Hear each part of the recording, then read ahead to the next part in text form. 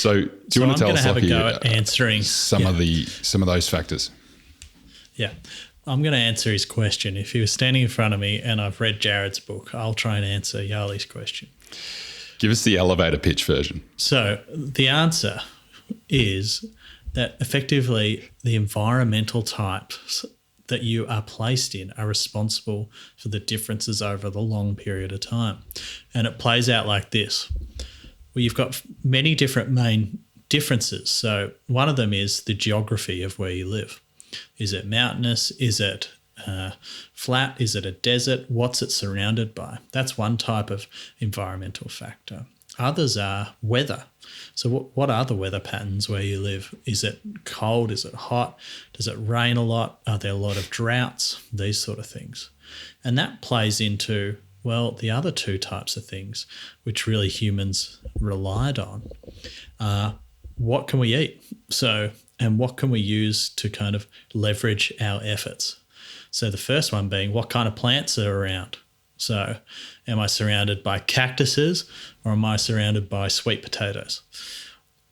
And lastly, what kind of animals are around me? And if they're animals that can be easily domesticated and some that can't. And so whether you have horses or zebras makes a huge difference as to what you can do with those animals. And that has a kick-on effect as follows. If you have a lot of domesticable plants and animals and have a relatively fertile area and geography, you're able to start farming. And at some point, someone will kind of figure out farming. And this has happened, as Jared says, many, many different times across in isolated areas. And if you start farming, you increase your population density because you're producing a lot more food and you can feed a lot more people.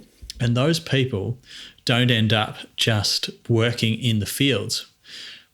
A portion of that population are able to do jobs that aren't purely to produce sustenance. And so innovation happens. And then once that innovation happens, sort of three different types of things occur.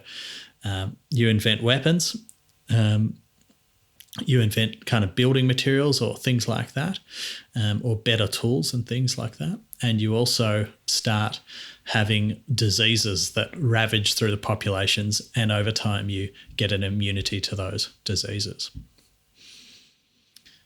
So then if you're that, you get that kind of, I suppose, luck in the first place and develop these type of societies, you then expand out and you weaponize those things that you've had. So your inventions and a lot of the time your germs. Yeah. And what's super clear is preceding the, World War I and World War II, the greatest killer of humans was germs, or were germs, and germs that had been brought from one part of the world to another part of the world. We're seeing a pretty good example of that right now. So we are, and even as catastrophic as it is, the numbers aren't near to matching what again the wars were, just because of just how extreme those events were.